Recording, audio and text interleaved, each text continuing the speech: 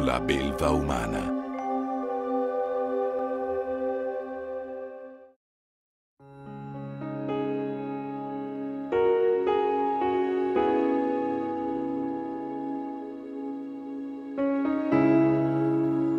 Violenze, sopraffazioni, avvelenamenti, trame ordite per uccidere quel nemico politico o per togliere di mezzo il marito dell'amante.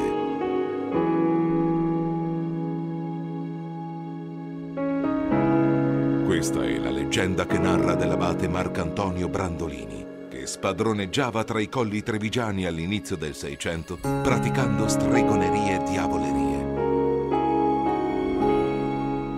Il suo nome, ormai legato al terrore, alle disgrazie e alle prepotenze, venne presto cambiato in La Belva Nera.